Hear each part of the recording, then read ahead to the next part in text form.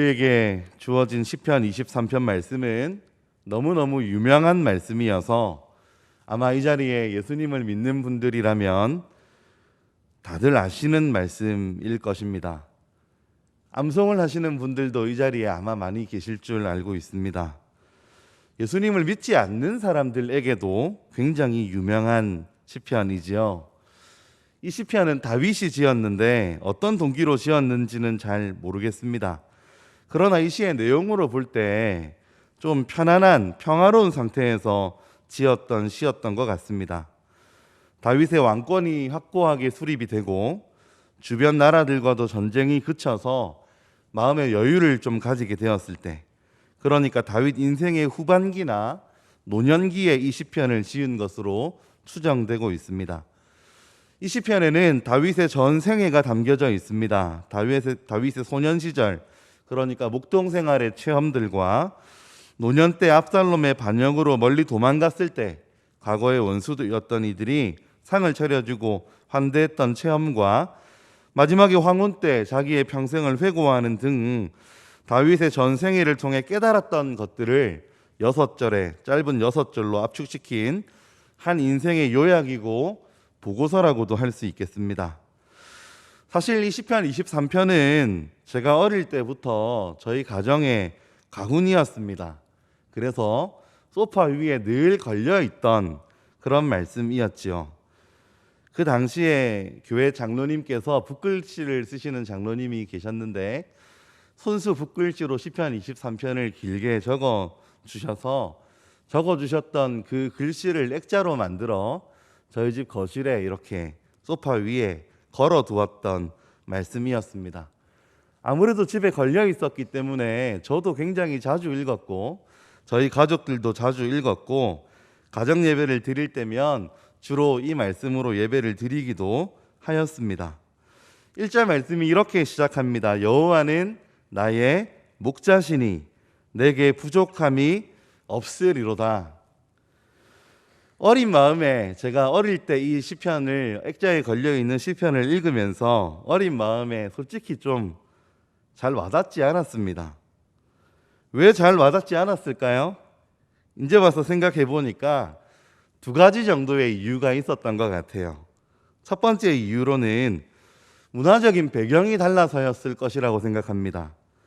이 시는 직접 양을 키우고 길렀던 유목 전통 속에 살았던 다윗이 지었던 시입니다. 시를 지었던 다윗도 물론이고 아마 이 시를 듣는 이스라엘 백성들도 이 시편을 너무너무 잘 이해했을 겁니다. 그들에게 있어서 목자는 어떤 새로운 사람이 아니라 늘 보는 사람들이었으니까요. 목자는 양들 개별의 특성을 잘 아는 사람들이라고 그럽니다. 양들은 개성이 강하다 그래요. 그래서 어떤 양들은 몰려다니기를 좋아하는 양이 있고 어떤 양은 홀로 다니기를 좋아하는 양도 있다고 그럽니다. 시기심이 많은 양이 있는 반면에 좀 성격이 무던한 양도 있다고 그래요.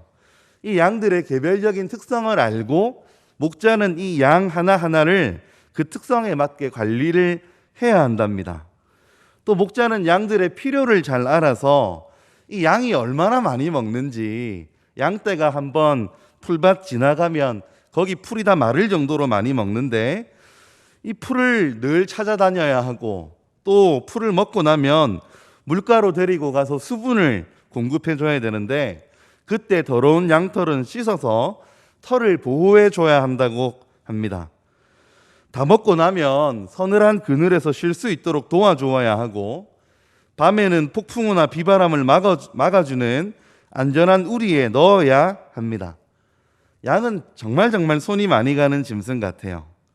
뿐만 아니라 이 목자는 양들의 생명도 보호해 주어야 하는데 이 양들은 전투력이 약해서 잃어버리기 너무 쉬운 동물들입니다. 특히 양들에게 물을 마시게 하기 위해서 골짜기로 내려갈 때 사고가 많이 발생하는데 이 양들에게 마실 물을 주어야 하는 골짜기는 와디라고 하는 곳인데 이 와디는 경사가 매우 깊을 뿐 아니라 맹수들이 많이 서식을 하는 곳입니다. 말 그대로 사망의 음침한 골짜기이지요. 이 사망의 음침한 골짜기에서 목자는 그의 지팡이로도 쓰고 막대기로도 쓰는 다용도 무기로 맹수들과 싸워서 양을 지켜내어야 한다고 합니다.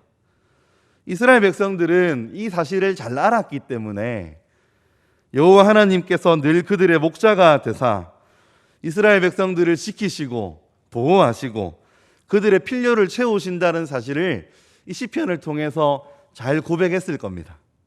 그러나 대한민국의 어린 시골 소년이었던 제가 목자라고 하는 것이 도대체 무엇을 의미하는지 이해하기에는 너무 큰 문화적인 간극이 있었습니다. 그래서 제가 어릴 때 저수지 근처에 살았기 때문에 차라리 제가 자주 보던 여호와는 농부이시니라고 했다면, 혹은 저희 아버지가 살아오셨던 것처럼 여호와는 공장 노동자이시니라고 했다면 본문을 더 잘 이해했을지도 모르겠습니다. 어린 시절 제가 이 시가 잘 이해되지 않았던 또 다른 이유로는 부족함이 없으리로다라고 하는 표현 때문입니다. 다윗이 여호와 하나님이 목자이기 때문에 부족함이 없다고 고백을 했습니다. 그런데 아무리 생각을 해보아도 말이죠, 제가 어린 시절 주일학교를 나가서 배웠던 다윗의 인생을 들어보고 생각해 보면 다윗에게는 부족함이 너무너무 많이 있었는데, 너무 많은 부족함과 결핍이 있었는데 왜 다윗이 부족함이 없으리로다 라고 고백했을까 하는 생각이 들었습니다. 다윗은 이새의 8번째 아들로 양을 치는 별 볼 일 없는 사람이었습니다. 사무엘이 기름을 부으러 왔을 때 이새가 다윗을 제일 마지막에 부른 것으로 보아서 집에서도 큰 인정을 받지 못했을 가능성이 큽니다. 여러분, 세상에서 제일 억울한 일이 뭔가요? 잘못한 게 없는데 핍박당하는 거잖아요. 다윗은 사울에게 얼마나 많이 쫓겨다녔습니까? 다윗이 친구 요나단, 그 사랑하는 친구에게 했던 말을 여러분 기억하십니까? 나와 죽음 사이는 한 걸음뿐이니라. 굉장히 짧은 표현이지만 다윗이 어떤 삶을 그 당시에 살았는지 정말로 잘 명확하게 표현해주는 그런 말 아닙니까?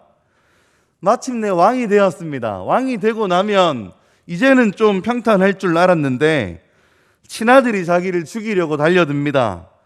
아들을 피해서 헐레벌떡 도망쳐야 했습니다. 성경에는 다윗의 심정이 잘 고백되어 있지 않은데 하나님을 대하여도 좀 서운함이 많았을 것 같아요. 다윗이 하나님의 성전을 짓겠다고 했을 때 하나님이 거절하셨습니다. 하나님 위해서 사랑하는 마음으로 짓겠다고 했는데도 거절하셨습니다. 피를 많이 흘려서 그렇다고 하셨습니다.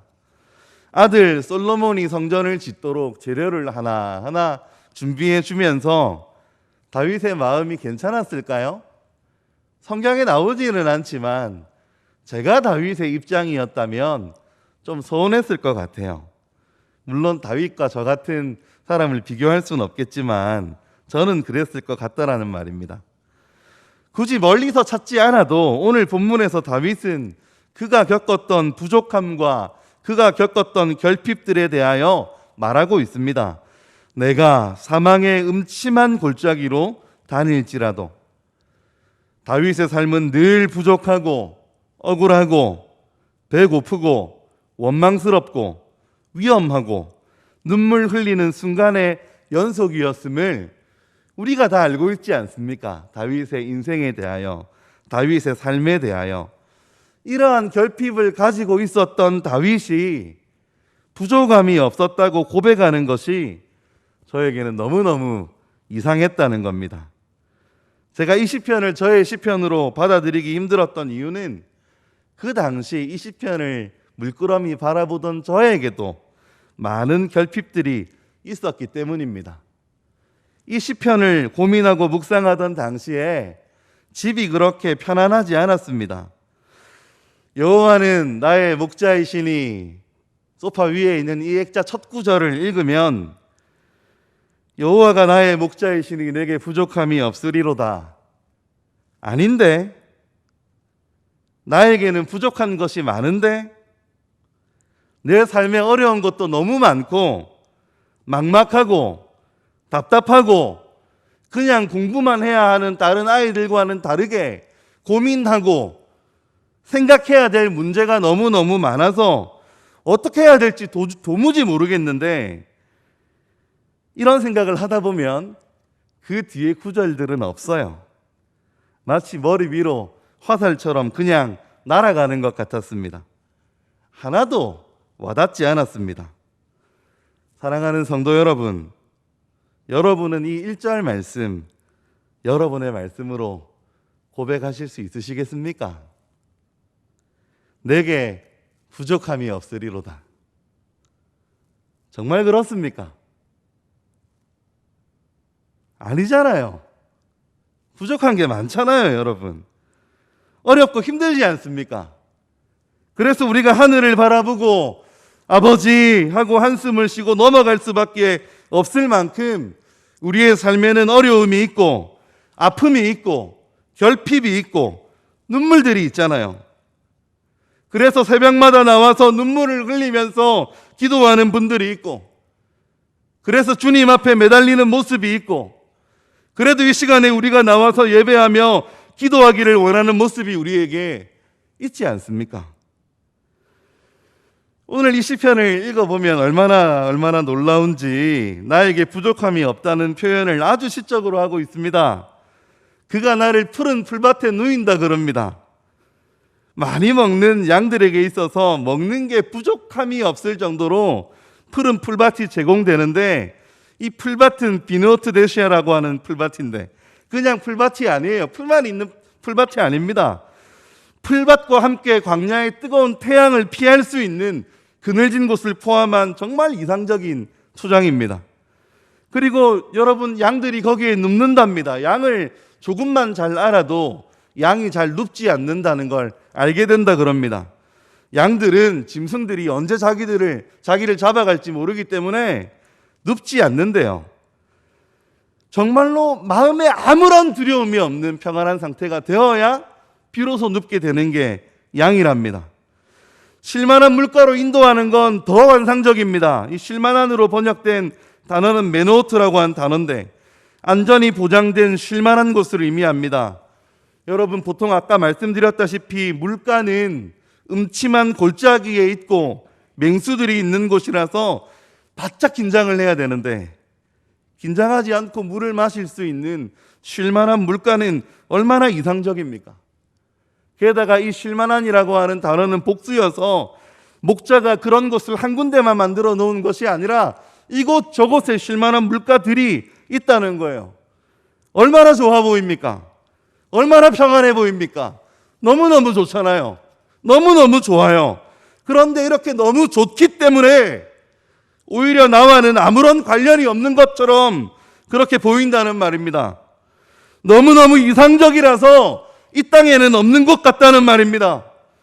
마치 유토피아처럼 실제로는 없는 이상향을 말하는 것 같다는 말입니다. 어떻게 이런 고백을 할 수가 있습니까? 이건 우리의 현실이 아니에요. 우리가 마주하는 정말로 피비린내 나는 그런 우리 삶의 현장이 아니란 말입니다. 토끼 같은 자녀들을 지키기 위해서 갖은 수모와 멸시 속에서도 어떡하든 하루하루 버티고 늦은 저녁 집에 돌아와서 자녀들 앞에서는 아무렇지 않은 척 웃음을 지어 보이는 우리 삶이 이렇지 않다는 말입니다. 코로나19의 영향으로 길에도 사람이 없고 내가 장사하는 일터에도 손님이 없는데 직원들 월급도 줘야 되고 월세도 내야 되는 상황 속에서 이 일을 접어야 할까 말아야 할까를 하루에도 수십 번 고민하고 하루에도 몇 번씩 마음이 왔다 갔다 하는데 결정을 하지 못하고 고민하고 있는 그 모습이 지금 여기에는 보이지 않는다는 말입니다. 여러 가지 질병이 있어서 요즘 같은 시기에는 마음껏 밖에 나가서 장을 보기조차 마음에 부담이 되고, 이제 나이가 많이 들어서 아픈 곳이 너무 많고 병이 내 평생의 친구라 이야기하고 먹어야 될 약이 너무너무 많이 있지만 자녀들에게 부담 줄까 봐 말도 못하고 그냥 끙끙거리고 참아내는 모습과 너무 다른 것 같다는 말입니다. 그래서 이 시가 너무 아름다운 상황을 표현하고 있는 것 같기는 하지만 내 삶과는 좀 다른 것 같아서 공감되지는 않더라는 말입니다. 여러분은 어떻습니까? 그리고 이 시를 가만히 보면 이제 4절을 보면 사망의 음침한 골짜기가 나옵니다. 이제야 좀 우리 현실 같은 상황이죠. 잠깐 행복한 꿈을 꾸었다가 이제 우리 현실을 마주한 것 같아요. 맞습니다. 우리 하루하루는 사나운 맹수가 울거리고 우리의 생명을 위협하는 와디, 사망의 음침한 골짜기입니다. 다윗도 경험했고 우리도 경험했던, 지금 우리도 경험하고 있는 바로 그 골짜기입니다. 어려움과 결핍과 눈물의 골짜기이지요. 이 골짜기를 언급하고 있다는 것 자체가 결핍을 인정하는 것이고 부족함을 인정하는 것입니다. 여호와는 나의 목자시니 내게 부족함이 없다 그랬는데 사망의 음침한 골짜기가 그 뒤에 나옵니다. 논리적으로는 안 맞는 것 같죠. 앞뒤가 전혀 안 맞는 것 같죠. 그런데 말입니다. 그 뒤를 읽어보면 왜 다윗이 그렇게 이야기했는지, 왜 두렵지 않다고 이야기했는지 이제 이해가 가요. 뭡니까? 주께서 나와 함께 하심이라. 주께서 나와 함께 하심이라. 이걸 조금 더 풀어서 번역을 하면 내 상태를 직접 보고 계시는 주님께서 나와 함께 하심이라. 이렇게 번역할 수 있습니다. 내 부족함이 여전히 있고 나의 연약함, 나의 결핍을 보고 계시는 내 주께서 나와 함께 하십니다. 앞서 부족함이 없다는 이야기는 결핍이 없다는 이야기가 아니었어요. 부족함이 없다는 이야기는 모든 것이 성공적이고 모든 것이 넉넉하고 아무런 아픔이 없다는 그런 것을 의미하는 것이 아니었습니다. 그런 것은 저 천국에서는 가능할지 몰라도 이 땅에서 우리에게 허락된 건 아니었습니다. 결핍이 있다는 것을 인정하고 결핍이 있어도 어려움이 있어도 그래도 주께서 나와 함께 하신다. 내 상태를 있는 그대로 보시는 주님이 나와 함께 하시기 때문에 괜찮다라고 하는 관계적인 확신이 만들어내는 그런 고백이었습니다. 그리고 다시 1절을 보면 여호와는 나의 목자라고 하는 표현이 다시 눈에 들어옵니다. 나를 아시고 내 모든 결핍을 아시고 내 모든 부족함을 아시는 여호와가 다른 이의 목자가 아니라 나의 목자였습니다. 그런 목자가 있었다더라는 남의 이야기가 아니라 나의 이야기이고 나의 목자입니다. 이런 결핍과 사망의 음침한 골짜기를 우리가 걷고 있어도 여전히 그곳에 함께 하시고 지팡이와 막대기로 우리를 지키시는 그분이 나의 목자이고 그분이 내 여호와이고 그분이 내 주인입니다. 하나님이 나와 함께 계신다는 관계적인 확신이 아니면 내가 부족함이 없습니다라는 고백은 거짓일 수밖에 없겠지만 그러나 주님이 나의 목자이기 때문에 이 고백이 우리의 고백이 되는 것입니다. 얼마 전에 사랑하는 딸아이랑 대화를 나눈 적이 있습니다. 제 딸이 말했습니다. 아빠, 내 이름이 영화 배우랑 똑같대. 그래? 그 배우는 엄청 예쁘대. 그래가지고 저도 잘 몰랐어가지고 김하늘이라는 배우를 찾아서 검색을 해봤습니다. 예쁘더라고요. 딸아이가 그래요. 나는 이만큼 안 예쁜데. 그래서 저는 아니야. 아빠한테는 하늘이가 제일 예뻐. 저 연예인을 100명 가져다 줘도 우리 하늘이랑은 안 바꿔. 이렇게 대답했습니다. 제 딸아이가 너무너무 좋아하면서 저한테 아빠가 최고야. 이렇게 말해 주었습니다. 여러분, 이건 제가 제 딸아이를 만족시키기 위해서 거짓말을 한 게 아닙니다.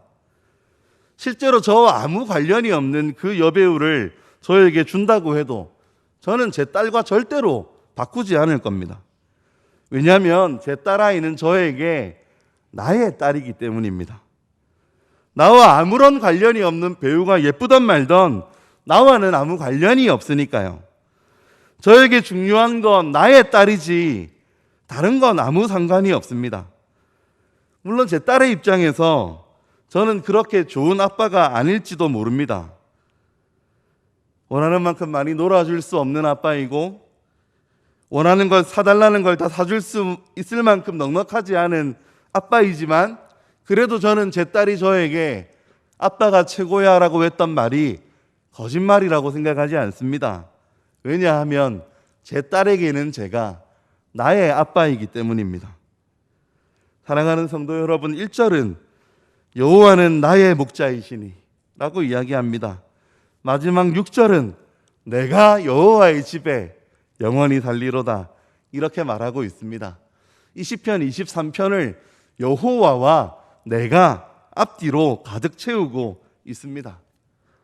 우리가 믿는 하나님은 세상의 다른 신들처럼 나에게 찾아오라 이야기하는 하나님이 아니십니다. 우리가 믿는 하나님은 나에게 찾아오시는 하나님이십니다. 내가 풀밭에 누울 때에도 쉴만한 물가에 있을 때에도 나와 함께 하시는 나의 좋으신 아버지 하나님이십니다. 내가 사망의 음침한 골짜기를 지날지라도 거기서 나와 함께 하시는 내 아버지 하나님. 이 하나님이 나와 함께 하시기 때문에 나는 사망의 음침한 골짜기에서도 내 원수의 목전에서도 부족함이 없을 뿐만 아니라 내 잔이 넘치게 되는 것입니다. 주님이 나의 아버지이시기 때문이지요. 라르시 공동체의 설립자 장 바니에는 인간되기라고 하는 책에서 정신병원의 소아병동을 방문했던 그 힘겨웠던 경험을 이렇게 설명하고 있습니다. 언젠가 정신병원을 방문한 적이 있다. 마치 그곳은 불행을 가득 쌓아놓은 창고 같았다. 중증 장애를 가진 어린이 수백 명이 작은 간이 침대 위에 방치되어 있었다. 끔찍한 침묵이 감돌았다. 누구도 단 한 명도 우는 아이가 없었다. 아무도 자기를 돌보아 주지 않는다는 사실을, 아무도 자신에게 대답하지 않을 것을 그들은 너무 잘 알고 있었기 때문이다. 울기 위해서는 많은 에너지가 필요하다. 아이들은 누군가가 자신의 말을 들어줄 것이라는 희망이 있을 때에만 운다. 사랑하는 성도 여러분, 세상 사람들은 울 데가 없습니다. 울어도 들어줄 이가 없기 때문에, 발버둥 쳐도 지켜봐줄 이가 없기 때문에 그들의 인생은 목자 없는 양처럼 흩어지고 방황하고 수고와 슬픔 가운데 살아갑니다. 우리는 아니지요. 여호와가 나의 목자이십니다. 그분이 나와 함께 하십니다. 그래서 나는 여호와의 집에 영원히 살 것입니다. 나에게 결핍이 있지만, 나에게 부족함이 있지만 하나님이 나를 받아주시는 것이 무엇인지 알기 때문에, 받아들여짐이 무엇인지 알기 때문에 우리는 부족함이 없습니다. 세상 사람들에게 있어서 결핍은, 사망의 음침한 골짜기는 죽음을 상징하겠지만 우리에게 있어서 결핍은 또 다른 감사의 조건이 됩니다. 우리의 결핍은 우리와 함께 하시는 하나님의 지팡이와 막대기를 경험할 수 있는 감사의 조건이 됩니다. 부족함은 동일하지만 은혜는 다릅니다. 이 좋으신 나의 목자이신 아버지 하나님, 여러분 경험하고 있습니까? 여호와는 나의 목자이시니 내게 부족함이 없다고, 이 아버지를 마음껏 누리고 경험해서 정말로 이 고백을 할 수 있어야 예수 믿는 맛이 무엇인지 아는 사람이지요. 사망의 음침한 골짜기에 내려서서 울부짖는 맹수들을 바라보면서도 아버지라고 부를 수 있는 그 은혜가, 생수이신 예수를 마시고 부족함이 없다고 고백하고 영원히 목마르지 않다고 고백하는 그 은혜가 우리에게 있을 수 있기를 기대하고 축복합니다. 기도하겠습니다.